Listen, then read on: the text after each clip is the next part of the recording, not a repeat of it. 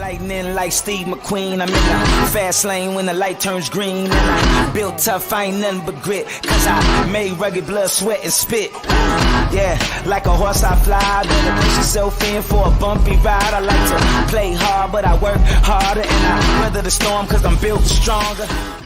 What is up, ladies and gentlemen? We are back. We are live. It is the Freight Coach Morning Show, the top morning show in transportation. Actually, no, it's the Freight Coach podcast. I got back into my old thing here. That's who we are. That's what we're doing now. But we are still the top podcast in transportation, coming to you guys every single weekday, 8:30 in Pacific, 10:30 Central, to break down some industry headlines. But most importantly, provide some actual insight into what you can do with all of this information. If this is your first time tuning in, welcome. This is the real side of freight, ladies and gentlemen.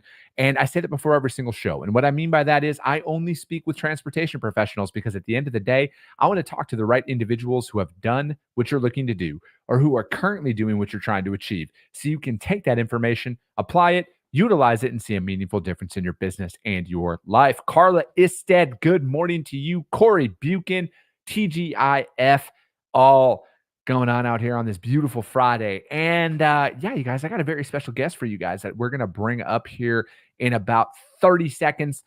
He's been on the show a bunch of times. We're just going to talk about insurance again, you guys. We're going to talk about what people can expect out there, you know, renewals, all of that fun stuff so people can get prepared as we're creeping up on the end of the year here already. So with that being said, I got my man Cam back on the show with Valley Trucking. Cam, what's going on, brother?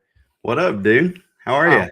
Dude, I'm doing well, man. I'm just, you know, I'm in my routine, and that's where I love, you know, like I try every single day to like legitimately just do the same thing day in and day out because I've just found that works for me. It works for my personality, but most importantly, it works for my business. And that's where a lot of my focus and energy is right now is putting in that time to grow and scale things because, you know this because you bootstrap. I got a finite amount of time to make this work. You know what I mean? And I can't look back on anything and be like, I didn't give it my all. So it's really about building, you know, following my system and just doing the work every single day. Yeah, man. I'm proud of you too. I've watched you kind of grow through the years, and obviously we've been friends for a while now, man. So yeah, I'm in your corner and I'm rooting, dude. You're just, you're killing it. You're hammering, and consistency and discipline obviously is the key in any environment, in any probably area of your life, right? For working out, your family, your kids, your business, like whatever. So that's what it takes.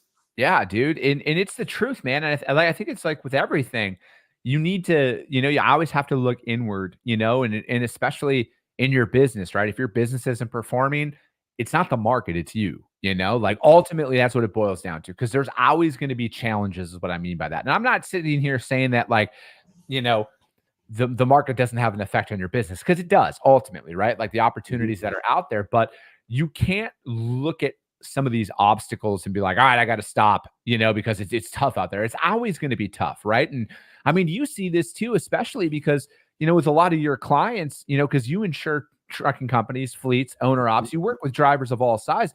You've undoubtedly seen some guys go from 1 to 5 to 10 to 20 trucks, right? Yep. But I've also seen it go the other way too, right? Yeah. So you'll see people that maybe didn't have a solid business plan, but they had connections and they knew what they're doing a little bit. And so then they scale up really quick and, you know, it's going well, but then all of a sudden there's no controls in place for training and hiring and quality controls, process procedures. And next thing you know, they're getting violation after violation, accident after accident. And then they go from 25 trucks to 1 truck because he's like, yeah, not doing that again. So, but I mean, our whole focus every single time is, to align with the goals and like, hey, what is the company, whether it's a freight broker, whether it's a trucking company, you know, what do they want to achieve and what do they want to do? And then our goal is to just make suggestions, guide them, give them the best resources and input, make connections, right? Like I've hit you up a number of times and like I'm connected in the industry. So for me, it's like, how can I help, right? I don't want to be a cash register for somebody just to pay insurance to, because nobody likes paying insurance. Let's be real. Yeah. And insurance seemingly keeps going up, right? And there's reasons for a lot of this, but you know, from let's say a new trucker, for example, they come in, they want to, you know, they're entrepreneur, they want to get in the truck, they want to go.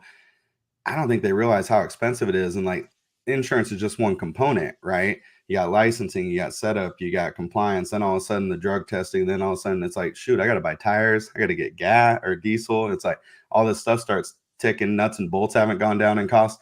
Nothing has gone down in cost, right? Yeah. Except for sometimes the freight, the cost per mile, depending on if they're not savvy enough to figure out, hey, how do I navigate this landscape? Or if they're not maybe savvy enough to realize, like, shoot, I actually have to do some sales, try to find some customers. Let's figure out how we can do this, or connect with a good broker that is solid. But then you got that 6-month period where shit right now, one of the big, and actually this is something that I did want to bring up and just touch on just for, but one of the big things going on, which is nothing new, you've seen it, everyone's seeing it, there's articles about it, is like impersonation theft, right? Yeah. So like we're getting calls seemingly very real, seemingly like they know a lot about the client, our customer, our trucking customer. They just need to make a quick change. And it's like, hey, I just need to update, my contact info. Like I got a new email, and it's like very close. It'd be like, the freight coach, but like maybe the coach had a 0 instead of an O, or a 1 at the end, something like that. Yep. Where all of a sudden it's like, oh, okay. And then you'll get an email sometime later, who knows when, trying to verify a load. Hey, I need a certificate, need this. Like, we got them coming to get this load. Just want to verify. Cool. Gets verified because they issue the cert. Insurance is active. Everything's all good to go. Well, come to find out, a broker just released a load to a company that's not insured, not even affiliated. It is not the actual company on the MC number, right? It's a big fraud and scam. And the next thing you know, you're out $280,000 because they took a load of whatever, and you're coming, calling us, and like our insured's like, never got a load, never issued the load. Broker's like, shit, we did our due diligence, we thought, but apparently not, because they didn't verify the truck. There's a bunch of things they could have done potentially, maybe not. And then all of a sudden there's $280,000 gone from multiple parties, including the customer, right? So that's a common thing right now. It's a problem. So I'm actually really glad you brought that up, man, because I want to know how, because like I'm starting to see this a lot on, kind of the social media world, where a lot of the drivers are out there saying like, hey, brokers, you guys are asking for way too much. Like, they're like, what is it? When is enough?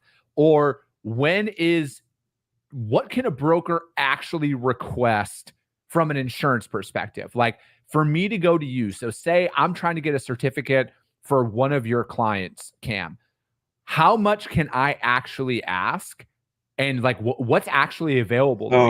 Yeah. And that's kind of the hard part, because there's a couple, obviously, like our job's to protect client info. Like, I'm not just going to like all of a sudden just volunteer a bunch of info. I don't know you. You don't know me. I mean, you're my friend. So if you called me, I could, be like, I can get you in the right place. But if someone's just calling me off the street, or a broker just calling our office, like, we're going to provide what is needed or required per the contract, or per, hey, here's what's coming up. Now, sometimes people have been asking, hey, and this is, I guess, it's a pain in the ass, but it might be an effective way. Is this VIN number and this driver covered on your policy? So you'll get a copy of the license, because everyone has a license, right? And you got the VIN number on the truck. So whoever you're working with to just verify, hey, I need you to verify the VIN number in the truck. And it's going to hold it up a touch in the process. But when they call us, we can then say, we can either verify it or not. Or what we'll do, if it's a small account, you can say, hey, I just need a list of equipment. We're going to be working with this client. I just want to verify what equipment is on the policy, and we'll attach that and say, hey, you can look at the VIN numbers. And if that VIN number is on there, you'll be good. Now, big accounts, I've got a lot of accounts where the VIN numbers aren't going to be scheduled if it's a big fleet or something like that, because they go off the reporting. So like they're covered. It's a little bit different. But if you're dealing with a fleet, it's a little bit more sophisticated. Like, they probably got some things in place. I mean, everyone has a camera now. Sometimes you can ask the carrier, hey, send me a picture of the driver, right? And you can kind of look at those and say, hey, is the driver match up? Like, I think that's going to come a little bit more relevant, is some sort of ID verifications, where it's like picture to picture. Does it match up? Does it look good? Now, I think there has to be a way. It's like whack-a-mole. There'll be a way for them to kind of get ahead of this. But I know it's right now, everyone's susceptible. And the shitty part is, there's probably not coverage unless you have a crime policy or something like that from the broker side. The trucker, like, I mean, they really weren't involved in it. Someone used their info, so they're not really at fault, right? There's no liability back to them. So most of the contingent, I mean, I guess I can't say all, I don't know, but most of the broker cargo policies are probably going to exclude that because it's a crime, right? There's an exclusion clause in there that would probably drop down in that event, where if you have a crime policy, which most don't, most brokers don't even have insurance, if we're being real, but Sure. they're not going to be covered. They're going to deal with that out of pocket. So then you got to work with the customer to try to figure out a solution. And hey, can we get, how can we settle this up so I don't have to pay $280,000? Another thing, I said 280,000. How much is most cargo policies covered? 100K, right? 100K since I don't even know when. Way back when. Like, who knows when? Before me. Yeah, the 14 years that I've been in this industry, it's been 100K. Yeah, I know, for way back. So that's the thing, is like, man, when's the last time you went to the store and anything's gone down in cost? Like grocery store, even, like, think of that. People don't even think of it. It's like reefer loads, right? Your flatbed, and I don't know what all you do nowadays, but I mean, those things aren't cheap, right? And so I think the valuation, so this is speaking to brokers and truckers, I guess, if I were to say that. So for our clients, we have a lot of conversation around, what are you actually hauling? Like the actual value. I don't give a shit what that contract says. What are you hauling? Yeah. Because, like, it's not much more for me to take you up to 250. It's a few $100 a month. Like, and a lot of people don't like that. Like, my job's just to make sure they're covered, because in the event of a claim and you have to use your insurance, you're never going to be like, man, I'm so glad I got the cheapest insurance. I'm so glad that, I went online and clicked a couple buttons and I got a certificate. It's great. That never is the case. And now a cargo claim may be somewhat simple, but you get in a big claim accident with some four-wheelers involved and something like that, dude. It's terrible. And there's venues, Vegas, Texas, California, Florida, and such. There's a bunch of others. Like, man, you get in an accident in any of those venues, good luck. You know what I mean? Those attorneys are going to tear you up, even if you're not at fault, dude. There's ways that attorneys can actually still drag you into a claim, still get you involved, and still, like, bleed you dry as, like, a company, because you're going to have to pay them to get out of it, because they're just going to drag you into court, right? So these are a lot of things we try to educate our clients on, how to handle claims, how to educate your drivers and your staff on intaking a claim, what to do at the scene of an accident, all that kind of stuff, just because it's all very relevant. And it starts way before that. It starts at the handbook, the process, procedures, the hiring, who you hire, how did you bring them in? What kind of testing did you do to ensure that they got the experience? Did you notate this? Do you have regular meetings, safety meetings, educational things? If they didn't sign off on it, never happened. Like, there's so many things way ahead of time that we try to educate our trucking companies on, that will come up and will make a big difference that time you get drug into court, because these attorneys and predatory attorneys are just looking at companies that aren't up to standards. Maybe they're barely operating at FMCSA standards. Like, but if they have violations, tickets, accidents, like anything that's out of place, and I can tell you, I look at a lot of files, man, and not very many are in order. And if I can look at those, like, an attorney will find anything they need, and it's like, you're going to get strung up. So, and that's, dude, and that's the thing that, from my perspective, like, I think is one of the most big, like, one of the biggest threats out there in, outside of financial literacy in business. Like, that's got to be up there, man. Like, the top 2-3 reasons why people go under and lose everything, right? Because, like, you look at, and again, I'm not sitting here telling people to be reckless with their spending or anything like that, but, like Cam just brought up a really good point. When's the last time you actually looked at your policy to find out what it actually covers? Do you have all of this in line? Is this all organized too? Because I think that that's a big thing too, in the heat of the moment when something happens, because it's never a matter of if in the real world, it's when something happens. Do you have your stuff in order? Because, again, you don't want to lose your life's work because you wanted to, maybe save a little bit here, or you didn't have time to organize this stuff. Yeah, and it might not even be that they're intentionally wanting to save. They might not know better, right? Their friends or their the truck stop chatter, and it's like, oh my gosh, I got this deal and I got this. Man, I'm only paying this much. And, like, I can send you, and you and I have talked about this, I can send you 2 quotes or certificates or something that look exactly the same. And you're going to think, man, that's a great deal. But when you lift the hood up, they are not the same thing. Like, you're sacrificing a lot. There's a reason that you're calling and getting different quotes from the same carrier. I'm not going to name any names, but there's a reason that they're different prices. And I promise you, it has nothing to do with getting a better deal. Yeah. Guaranteed. So there's a lot of things to that, man. It's working with a professional, working with someone you trust. Biggest piece of advice I always give is like, I can always find a cheaper policy for somebody anywhere. I could always figure out ways to make it less expensive and cut corners and, cut coverages to try to earn your business. Like, we don't take that approach. I don't do that.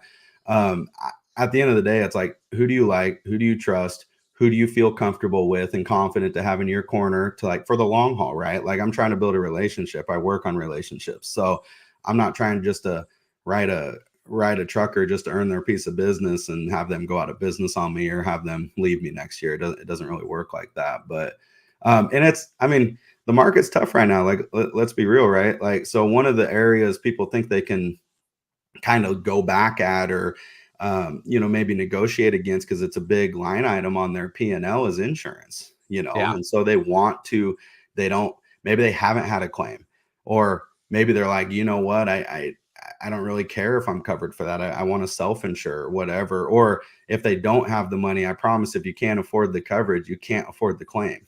Like, if you can't afford just to pay that extra few $1,000s, zero chance you can afford the claim when it comes. So, like, that's going to put you out of business off that little decision, because whatever reasoning you're deciding. But once again, it's probably education or lack of education, because you got insurance agents that are just out there to try to sell it to make some commission and stuff. And they may be not even the most educated. Like, we've got, every one of my staff goes through training and higher level education and get designations. And, like, dude, they understand trucking more than a lot of trucking companies, if I'm being honest. You know what I mean? So, and rates aren't coming down. Like, I hate to be the bearer of bad news, but like, it's kind of stating the obvious. Like, anyone who's been in this industry, it goes up. It goes up. Now, the goal is to get with an insurance company that's stable, that doesn't slingshot around, that doesn't have massive losses. Maybe one that only does trucking and doesn't do everything else in the world, so that you have specialists and, like, professionals. You use the term professional, like, they're experts, man. That's what they do every single day. Every person in the company does that. And that's how we kind of built our model, right? And we work with a bunch of different insurance companies. We're I guess you can call it an independent agent is really what it is. So, like, my clients are my clients. I work for them. I don't work for the insurance companies. I do what's best for them. I help figure out what solutions they get. Sometimes it's not even the best insurance, but they want to do some things that I can't put them where I need to until we get to a point. So my job is to guide them, give them a roadmap, say, here's how we get there. Let's go make money. How are you assessing, like, is this the time of year when most policies are up for renewal, or, with it coming up here, say it's, December, for example, are you reaching out to people like, hey, we're like 90 days away from renewal, we should start looking at your policies? And, again, because I think, like, I also think of it from a coverage perspective, like, how much additional freight is opened up to you if you increase your cargo to $250,000? What do those rates look like? And then on top of that too, if you're an open deck guy, how much more money would you gross if you maybe started doing simple over dimensional loads, right? Like, I'm talking simple permits, 10 feet wide, nothing extravagant or anything into the super load category, but how much more revenue could you be grossing by doing that? So, those are those questions that I would want. Like, if I owned a flatbed company, and say I owned, 5 trucks, 5 flatbeds or 10 flatbeds or something like that, and I was only doing 100,000 in cargo, I would want to look into that. I really would. I would want to have that conversation and see, like, hey man, what can that actually do? Because, like, as a broker, I move over dimensional freight. I know how much more it pays to move over dimensional freight, even simple over dimensional freight, as opposed to a standard legal flatbed load. It's night and day sometimes, man. Well, and to kind of touch on that, depending on the size and the sophistication of the account and the needs, right? Like, if you're just a owner op, if you need help, you'll reach out and, like, we'll stay in touch. If you're a bigger account or fleet and you need resources, DOT compliance, and you need us to come in and do stuff and planning and safety and stuff, we're working with you a lot more, right? And so usually it's an ongoing conversation in their office, a little bit more, maybe quarterly, maybe Zooms, depending, because I've got clients all across the country. Just kind of depends on the scenario. We'll fly out if need be. And then we'll start typically that process I don't know, 120 days, 90, like at least out. But like, we know what they're doing, right? We're in good communication. We're good, we're planning strategies. We're looking at opportunities. We're looking at the market. We're trying to provide feedback. The other thing too is like flatbed's a huge one, right? And like there's a couple different big brokers that they'll look at the insurance company name, right? Yeah. And they'll say, hey, we know this insurance company. We've worked with them. They're great to work with.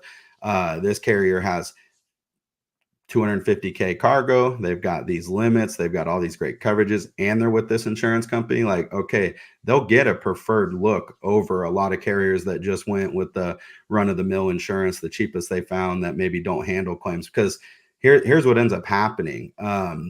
Uncovered loads, right, for steel and things like that get wet and stuff like that. Well, a lot of insurance policies aren't going to cover that. Unattended freight that gets stolen, a lot of policies aren't going to cover that. Like there's so many different things that people look at and they're like, well, I got 250K cargo, I'm good. Okay, well, how many people have actually read their insurance policy front to back and then understood, okay, it says I'm covered here, but if you keep going, there's going to be an exclusion somewhere that says but if this happened, you're not covered. Reefer is a big one, right? Like everyone thinks of reefer breakdown. If it breaks down, I'm covered. But what happens if you just get a load rejected due to wrong temp because of whatever reason? The driver messed up, who knows? Errors and omissions. Kind of, but like a lot of policies don't cover that. Well, my good clients and the ones that we can get that actually listen and look, it's not always cheaper. That's the thing. But they'll get the coverages they need for what they do. And at the end of the day, is it actually not cheaper?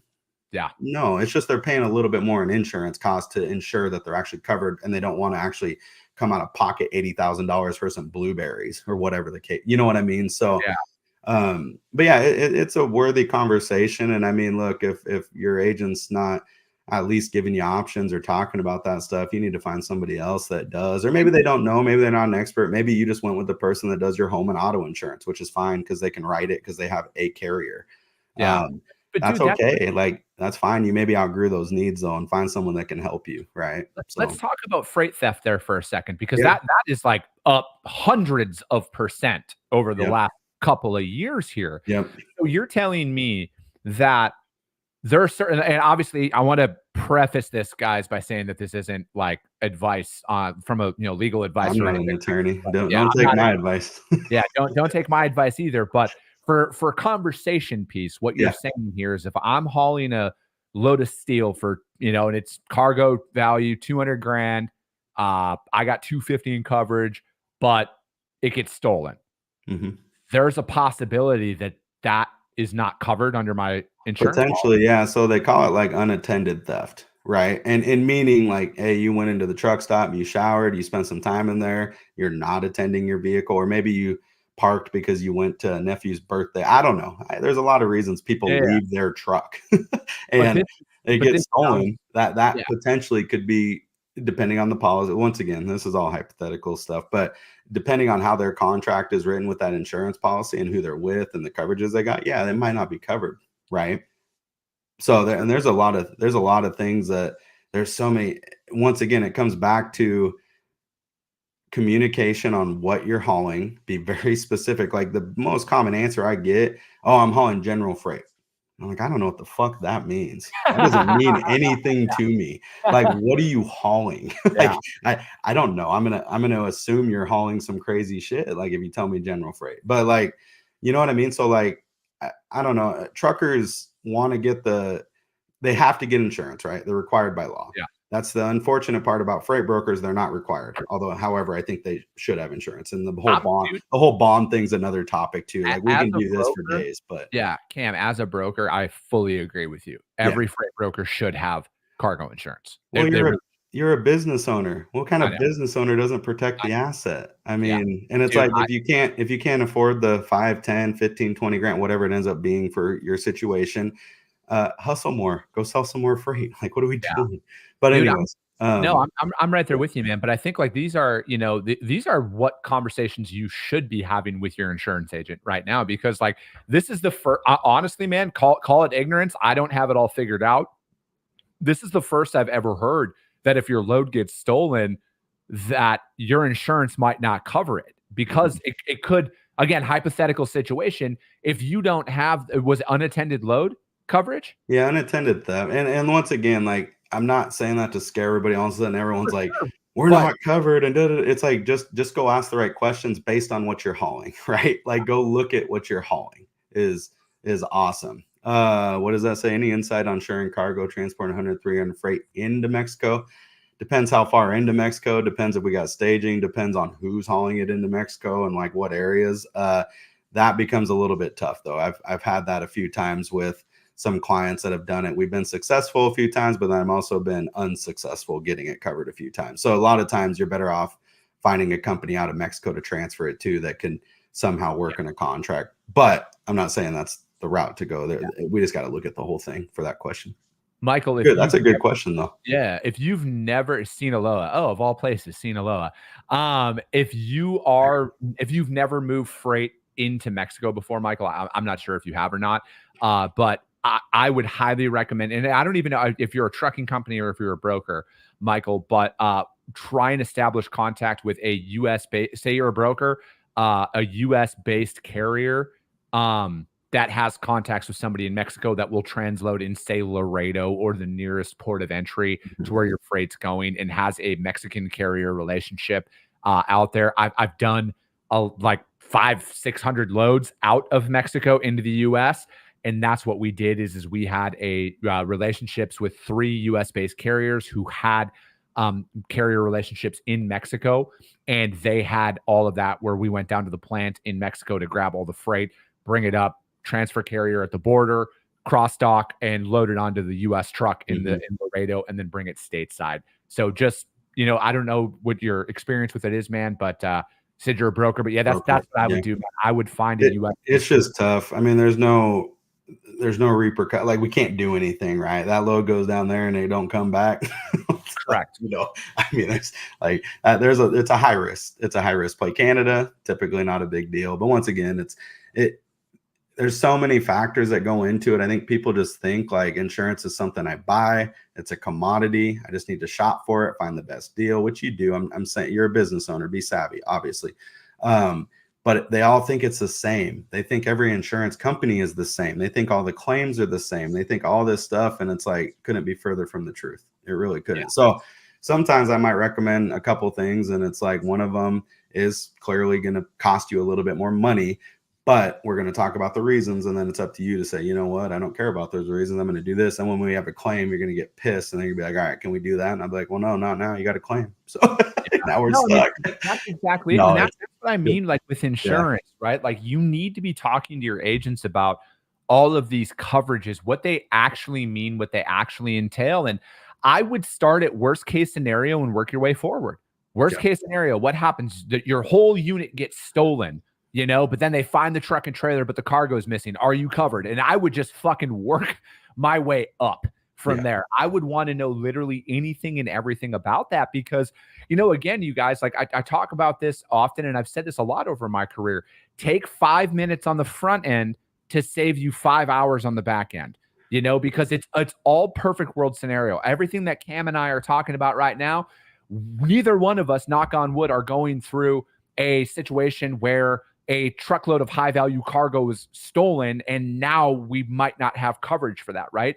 Yeah. So it's a lot easier to think about these things and plan these things and build a system around these things when the sun is out. All right. Because the last thing you want to find yourself in is when something happens and you don't fucking know what to do. All right. Because that's going to cost you time. It's going to cost you money. It might cost you your business. All right. I'm not here to fearmonger, but I live in the real world, you guys. All right. There's no sunshine, like Rainbow Land, like Cam Brady says. I don't live in Rainbow Land. Okay. I live in the real world and shit happens here. And you need to have a plan for that.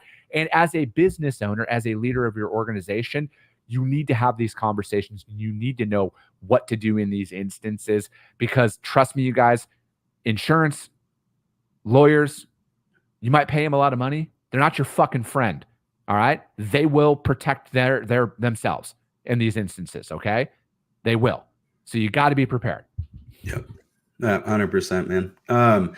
And look, you don't have to know all the questions, but I can tell you if you're just like you call somebody and they're like, hey, I need your truck, give me your truck info, your driver's info, and what are you hauling in your radius? And that's all you get to get a quote. Like, how much confidence do you have come claim time? They know what it is you do, right? Yeah. So like, if you're not getting asked, you feel the right questions, maybe should be an indicator for you to be like, you know what, I should probably call somebody else just to see. Because like, I get that all the time. Clients call me and we start talking about coverages, or I'll have a client try to leave me and like we'll start reviewing some stuff and the quote's different, right? Significantly less, 40, 50K less sometimes. And then we start going through it. I'm like, you don't even have this, this, and this. In fact, you can't satisfy the 5 contracts that we've got you in right now and all this other stuff. Oh, I didn't know I needed that. Well, that agent never asked me that. I didn't tell him I needed that. And I'm like, that should be your first indicator. You need to tell them what you need. Like, no, it doesn't work like that. They should be asking you the questions about what you need as a professional to figure out your exposures to make sure you're covered. Like that's how it should work in a good scenario. So, dude, I agree, man. Well, hey, Cam, I appreciate your time as always, brother. How does anybody reach out to you to find out more about what you got going on? I think they just call your cell phone typically and then get a hold of me if I recall. But I mean, you can hit me up on LinkedIn, Cameron Pechia, Pechia, valleytruckinginsurance.com, or Cameron, Cameron at valleytruckinginsurance.com. And then I don't know, you can always reach out to obviously Freight Coach and he'll make a connection. So he's good about that. So always. All right, man. I appreciate you joining me. That's going to be it for today, you guys. We got guests coming on again next week as well. And as always, if you guys got value in what you heard, subscribe to the show, you guys. Share it out there to your network, because if you see value, your network's going to see value as well. I appreciate you guys. I love you guys, and we'll be talking to you soon.